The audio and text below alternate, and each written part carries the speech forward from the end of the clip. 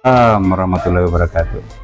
Pertama-tama saya mengucapkan banyak terima kasih Pak KS atas kesempatannya untuk menyediakan waktu bagi saya untuk berwawancara dengan Pak KS terkait kiat-kiat Pak KS dalam menyelesaikan persoalan di sekolah, hal-hal apa saja yang dilakukan dalam menyelesaikan persoalan, terutama dalam persoalan dilema etika dan rujukan moral. Ya, mungkin kita langsung saja ya Pak KS. Pertanyaan yang pertama, selama ini bagaimana Pak KS dapat mengidentifikasi kasus-kasus yang merupakan dilema etika atau rujukan moral? Iya, sebenarnya kalau masalah-masalah di sekolah itu tidak jauh dari masalah kasus peserta didik. Kemudian hubungannya dengan kaitannya pelanggaran tata tertib sekolah, kemudian pelibatan orang tua siswa dan guru dalam melaksanakan tugas pokoknya dan tugas tambahan yang diberikan. Saya kira selama itu bisa kita identifikasi dengan baik dan terukur, kemudian menetapkan standar indikator penyelesaiannya, itu tidak ada masalah buat saya. Ya, itu bukan hal pokok. Jadi misalnya peserta didik ketika ada pelanggaran tata tertib yang dilakukan, ya kita mengkomunikasikan dengan guru mata pelajaran yang bersangkutan, kemudian wali kelasnya, kemudian guru konseling, dan menghubungkan dengan orang tua siswa. Kemudian jangan pernah terlepas dari komunikasi dengan orang tua siswa, kemudian mendudukkan akar masalah yang sesungguhnya. Termasuk guru juga, ya, mulai dari pembinaan pedagogiknya, kemudian peningkatan kompetensi profesionalnya, kemudian yang paling utama itu bagaimana dia melaksanakan tugasnya sesuai dengan tugas pokok yang diberikan sebagai seorang guru, termasuk juga di pelaksana tugas staf. Jadi ada pembagian tugas yang sudah diberikan, itu yang menjadi tagihan kita. Seperti itu. Baik, Pak KS, ini kan ketika kita berhadapan dengan kasus yang berkaitan dengan dilema etika dan rujukan moral, tentunya pasti ada kiat-kiat yang dilakukan Pak KS, seperti tadi yang sudah disampaikan. Tetap kita hubungkan terkait persoalan yang dihadapi dikaitkan dengan urusan peraturan, kemudian tupoksi, bagaimana kinerjanya. Nah, ini mungkin kita akan berkiblat ke sana ya Pak KS. Baik, selama ini bagaimana upaya Pak KS menjalankan pengambilan keputusan di sekolah ini, SMP 9 Kendari, terutama untuk kasus-kasus di mana ada dua kepentingan yang sama-sama benar atau sama-sama mengandung nilai kebajikan. Bagaimana kita mengambil keputusan ini? Saya kira kalau saya sih tidak ada masalah. Masalah. Kembali lagi tadi, kembali lagi pada aturan yang sudah ditetapkan. Artinya ketika kita mengambil sebuah keputusan, berarti kita mengambil rujukan apa yang sudah kita sepakati bersama. Seperti itu ya. Dari sekian pertanyaan ini sebenarnya sudah terjawab di jawaban-jawaban Pak KS tadi. Saya langsung saja lagi ke pertanyaan selanjutnya ya Pak KS. Hal-hal apa saja yang selama ini Anda anggap efektif dalam pengambilan keputusan? Kalau saya sederhana saja sebenarnya. Jadi identifikasi dulu skala prioritas. Skala prioritas. Intinya skala prioritas. Kemudian setelah mengidentifikasi skala prioritas, rumuskan langkah strategis. Itu ya, rumuskan langkah strategis. Kemudian kerjakan apa yang telah dirumuskan. Setelah itu, setelah apabila mengerjakan, setiap hari melakukan controlling. Controlling. Kemudian pelibatan orang tua, kemudian pelibatan stakeholder sekolah. Itu ya, seperti itu. Jadi kita itu tidak bisa bekerja sendiri. Harus tim kerja itu ya. Termasuk ide-ide, kemudian bagaimana pengaturan, seperti itu, tidak bisa bekerja sendiri. Kembali lagi, jadi identifikasi kasus, gitu ya. Tentukan skala prioritas apa yang harus dilakukan. Seperti tadi itu ya. Misalnya, SMP 9 banyak yang suka bolos, apa yang skala prioritasnya? Siapa yang harus digerakkan, atau siapa yang harus terlibat? Antara itu kontrol apa ini sudah dilakukan, itu ya. Kemudian setiap bulan itu harus melakukan refleksi hasil pekerjaan. Nah, itu Refleksi. harus dilakukan refleksi. Evaluasi bilang, oh ini saya kontrol, refleksi ini ternyata ada yang begini-begini. Apa Iya. kendalanya? Nah, seperti itu ya. Kemudian tetapkan lagi tindak lanjut hasil refleksi. Seperti itu. Jadi kita bekerja ada acuan. Iya. Ada Ada acuan. acuannya ya. Ada acuan, tetapi acuannya pun tetap pada koridor standar pelayanan minimal dan standar nasional pendidikan. Seperti itu. Semua itu yang jelas sebagai seorang kepala sekolah itu harus menetapkan berangkat dari visi misi apa yang akan dia kerjakan. Iya. Begitu. Visi misi apa yang dia kerjakan, tetapkan program apa Yang akan di iya yang dilakukan. Jadi misalnya tadi yang saya katakan skala prioritas. Skala prioritas itu harus diselesaikan dalam 1 tahun itu. Iya. Adakah seseorang atau faktor-faktor yang selama ini mempermudah atau membantu Pak KS dalam pengambilan keputusan terkait menyelesaikan kasus-kasus masalah etika? Adakah orang lain atau mungkin faktor-faktor yang membantu Pak KS dalam menyelesaikan masalah? Ya kalau di sekolah itu kita sistem pendidikan kan ada tim, Iya, gitu ya, tim. ada unsur Oke. wakil, gitu ya. Kemudian ada kepala-kepala, itulah yang kita libatkan. Iya. Kemudian ada dari unsur guru konseling Iya. dan wali kelas. Iya. Nah, yang jelas seluruh stakeholder sekolah itu kita libatkan semua. Dalam Iya. mengambil suatu keputusan ya. Keputusan ya.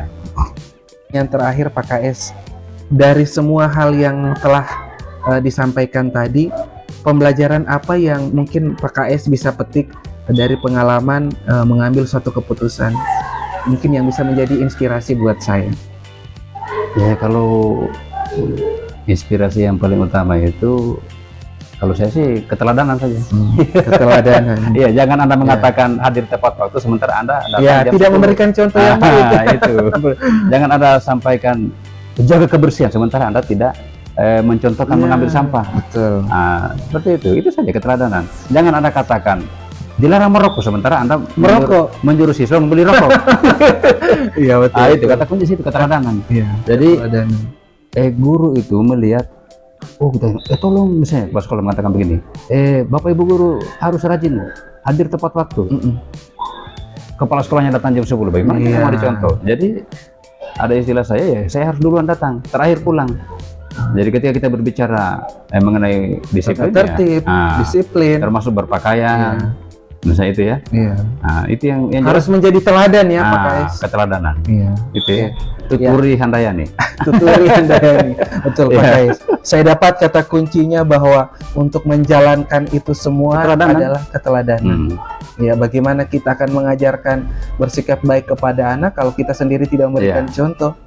Ingin mengajarkan kedisiplinan, taat aturan, kita tidak memberikan contoh. betul. Jadi intinya kembali ke kita ya, Pak Keteladanan. KS, dan pemimpin. etos kerja. Iya, Nah, etos kerja. keteladanan dan etos kerja, itu ya. Jangan Iya. pernah bekerja mengharapkan pamrih. Ya, Nah, imbalan. Ya, seperti itu. Iya, iya. Tetap ada imbalannya, tapi Siap. harus etos kerjanya Iya, dikualitaskan. berdasarkan kinerja ya Pak Iya, KS. seperti itu. Oke, baik Pak KS, saya rasa banyak sekali inspirasi yang saya dapat dari Iya. wawancara hari ini. Insya Allah akan menambah pengetahuan saya dan memotivasi saya untuk kedepannya bisa menjadi pemimpin minimal. Insya Allah. Jadi pemimpin dalam pembelajaran saya di Iya. kelas. Baik Pak KS, terima kasih atas kesempatannya. Saya banyak belajar dari wawancara hari ini. Semoga kedepannya kita bisa kolaborasi lagi Pak KS. Syukur alhamdulillah pada hari ini Pak KS mau membersamai saya dalam sesi wawancara. Iya.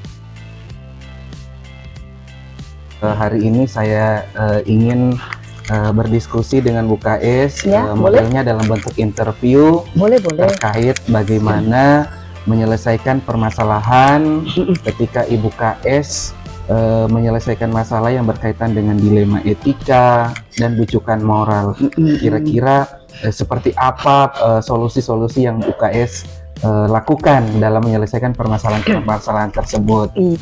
Terkait dengan itu, memang kalau dilema etika berarti ada suatu masalah antara dua hal yang boleh kita katakan yang ini mau dipilih ini benar, yang ini mau dipilih ini benar. Jadi artinya betul-betul kita dilema. Iya, betul-betul kita dilema.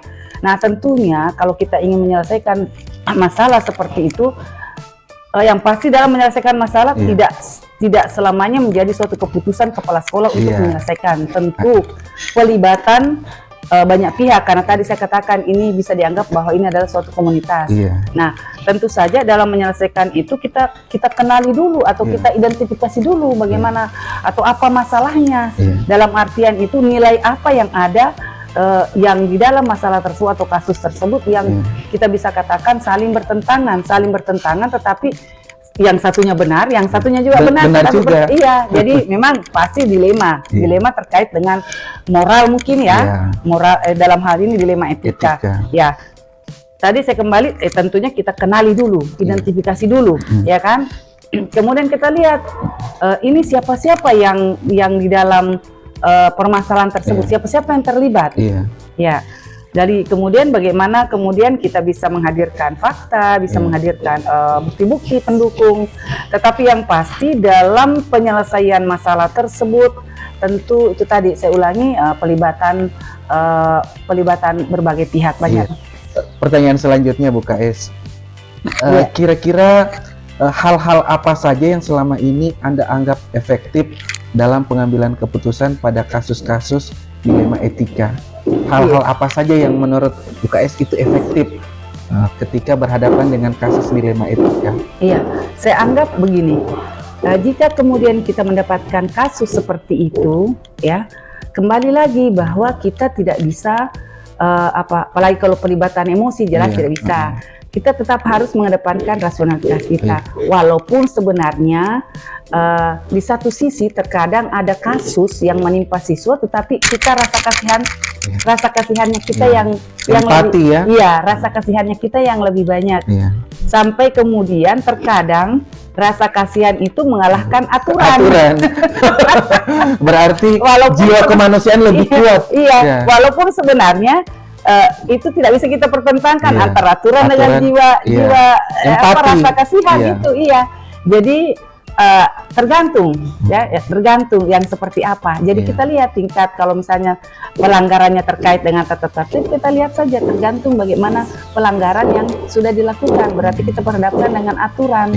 Ya, jadi penegakan aturan tetap, tetapi kita yang namanya manusia, rasa kasihan, kemudian memikirkan yang lebih komprehensif tadi, ya berarti tentu ada pertimbangan-pertimbangan lain yang harus kita pikirkan. Tetapi bukan berarti bahwa rasa kasihan itu mengalahkan aturan. Apa saja yang selama ini merupakan tantangan dalam pengambilan keputusan pada kasus-kasus dilema etika? Keputusan itu kan tidak serta-merta, tetapi itu banyak tadi melalui pertimbangan-pertimbangan, kemudian ada keputusan seperti itu. Nah, kalau kemudian seperti itu ada yang tidak sejalan dengan kita, ya itulah tugas kita, dan itu saya menganggapnya itu bukan tantangan, mungkin itu justru merupakan penyemangat buat kita bahwa ternyata kebaikan yang mungkin kita anggap bahwa suatu kebaikan, tetapi mungkin bagi orang lain mungkin tidak berterima. Nah, tinggal bagaimana caranya kita menjelaskan, tinggal bagaimana caranya kita komunikasikan bahwa seperti ini. Apakah Anda memiliki sebuah tata kala atau jadwal tertentu dalam sebuah penyelesaian kasus dilema etika? Ya, tergantung ya. Jadi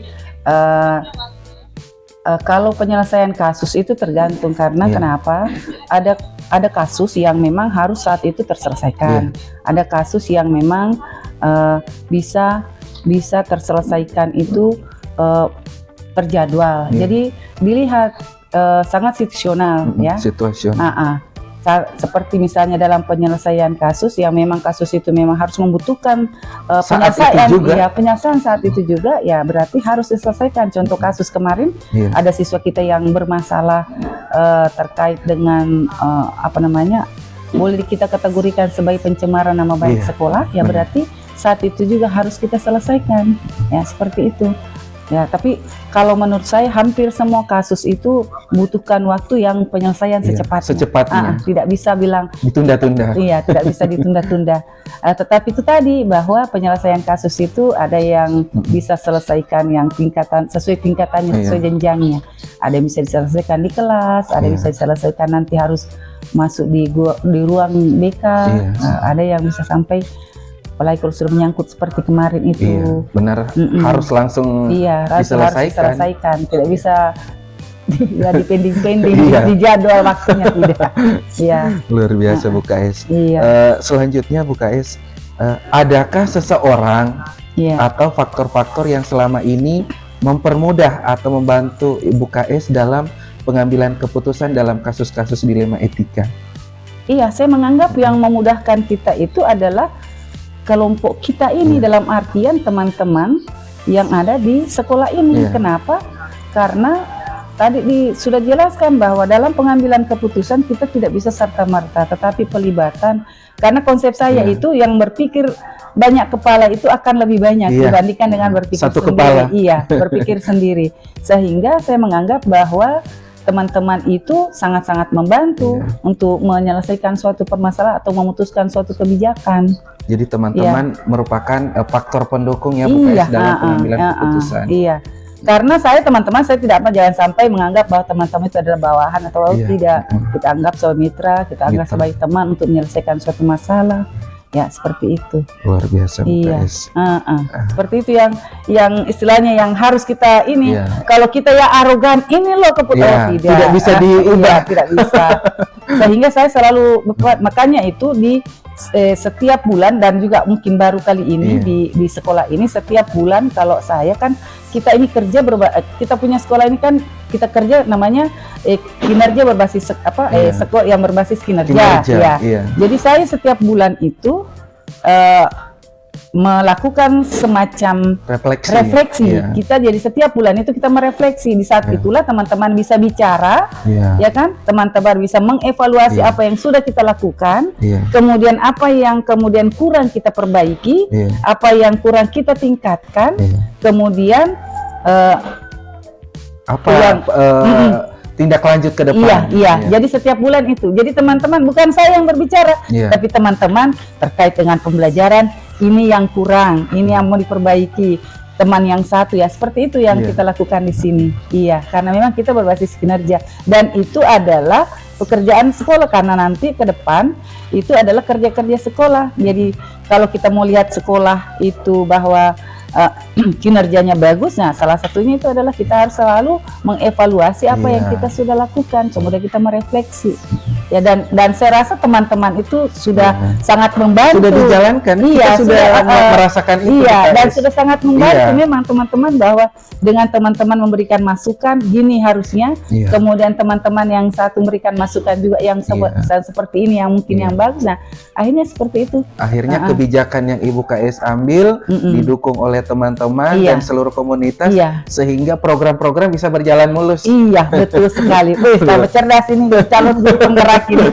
Luar biasa Bu KS, sangat inspiratif. Pertanyaan terakhir Bu KS. Dari semua hal yang telah disampaikan, pembelajaran apa yang mungkin Ibu KS bisa petik dari pengalaman dalam pengambilan keputusan dilema etika ini? Kira-kira apa yang menjadi pengalaman berharga? Kalau kata kuncinya bahwa dalam memutuskan sesuatu hal jangan melibatkan emosi, ya kan? Dalam memutuskan suatu hal, pelibatan teman-teman, pelibatan yang berkompeten, orang-orang yang berkompeten itu sangat penting, ya. Sehingga apa yang kita putuskan itu tidak menjadi keputusan satu orang, satu orang. Tetapi menjadi keputusan kita bersama, kemudian keputusan itu kita laksanakan bersama-sama, kemudian kita evaluasi apa yang perlu kita perbaiki, apa yang perlu kita tingkatkan. Ya, seperti itu. Sangat inspiratif Bu KS. Ini juga pembelajaran buat kami ke depannya, calon guru penggerak. Dan mudah-mudahan ke depan, kan kalau sudah lulus calon guru penggerak sudah bisa ada SIM-nya untuk jadi kepala sekolah. Amin Ibu KS.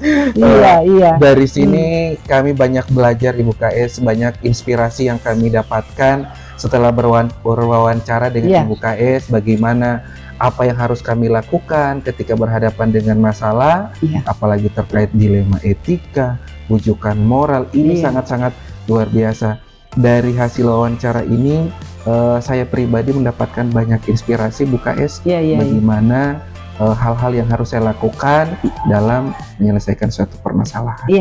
Terima kasih, sukses. Amin. Terima kasih atas waktunya Bu KS. Saya akhiri wawancara kita hari ini. Assalamualaikum warahmatullahi wabarakatuh. Waalaikumsalam warahmatullahi wabarakatuh.